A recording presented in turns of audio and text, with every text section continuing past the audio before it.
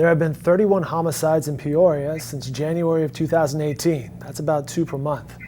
In April of this year, 3 people were killed, 2 by knives and 1 by gunshot. Others were also shot, but not fatally. So what's going on in Peoria? And could social media be to blame? From the Gatehouse Media Studios, I'm Dave Morris. Crime in Peoria is a story that Andy Kravitz from the Journal-Star is covering. Andy covers public safety and the military. He joins us now. How are you, Andy? Appreciate your time. Hey, thanks. You reported this week that the brutal pace of homicides continues. Yeah, we have had 31 deaths in the past 16 months, and that's well above the average that we tend to have, which is between 12 and 14 per year. I want to make it clear that it's not a numbers game, that we're not trying to win or to beat a record. 1 is bad, and 1 is far too many. But it's nobody really knows why, because none of them appear to be linked, and there doesn't seem to be any rhyme or reason to what is taking place. Yeah, Andy, I was going to ask you, I'm sure you've spoken with the authorities there. What are they thinking? Why are so many killings? And to your point, if none are connected, that's got to be baffling the authorities. I don't think it's baffling them. I wouldn't use that term. I would say that they don't know. I mean, when you have a person go to a fight to, quote, watch it, and she gets stabbed when she's not part of it, how do you stop that?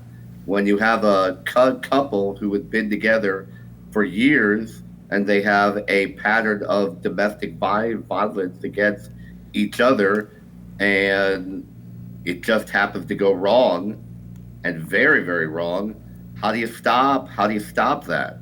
When you have a man who earlier this year who was let out of prison, and he goes over to a house and kills the girl that he used to be dating because he doesn't want others to have her, how do you stop that? I mean, it's not anything that I don't know if they can. I don't know what they could do. It is wrong, and we have to work on it. And there have been a lot of families that are suffering right now. For sure. We're chatting with Andy Kravitz. He's with the Journal-Star, talking about a story he had earlier this week. And in that story, Andy, you spoke with civic leaders, and you can share with us now perhaps some thoughts on society that they shared with you. Yes, I talked to some people who were part of groups, and part of the area where some of these crimes are taking place is an older part of town, and there are people who bemoan how things aren't like they were 30, 40, 50 years back.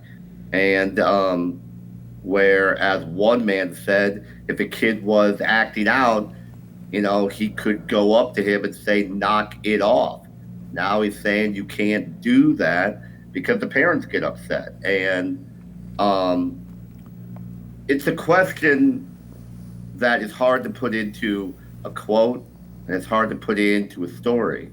But the question is, have we as a culture lost a bit of our compassion for others, and do we resort to violence right off the bat? And that's what I tried to ask, and unfortunately nobody knows. I mean, it's interesting, but I don't know. I mean, it's just awful, and they are trying to do it. They are reaching out to the public. They've started a few social media campaigns. They're doing this ring by neighbor or neighbor by ring thing, where it's not just a camera on your doorbell, but it's also a social media thing. And they are trying, and they're meeting with the folks, and they're asking and pleading for help. Sounds like a good idea. And speaking of social media, you wrote in your story that social media may have played a role in one of the 9 slayings this year, from one that happened earlier in April.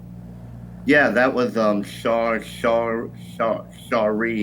Alexander. She was a 19-year-old woman who went to a park, apparently to watch a fight that was advertised on social media, and she died.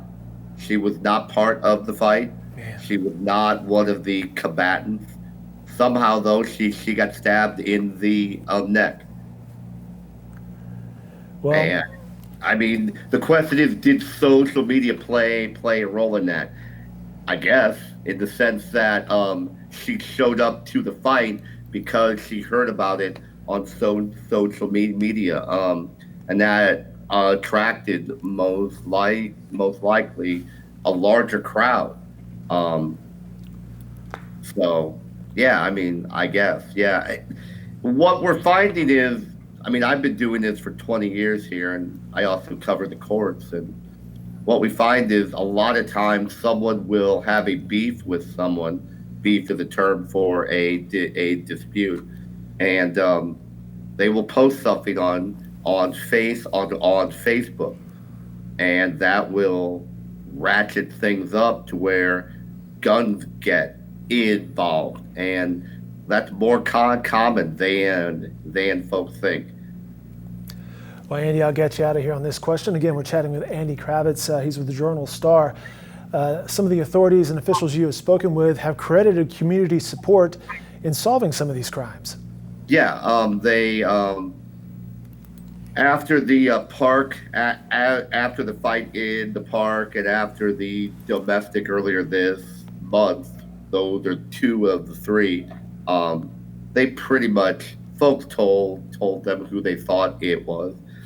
We have an issue here because the city of Peoria is a lot like bigger cities. It's probably like Oklahoma, like OKC. It's like a lot of things where you have wealthy parts, you have poor parts, you have built up parts, you have slums. And what we're finding is that the people who talk to the cops, they are at risk because they got to go back and they've got to live next to, oftentimes, or within a few blocks of the people that were doing these crimes. So there's a lot of unsolved crime where privately the police will tell you, we know who did it, but we can't prove it because nobody will come up. So the fact that they've had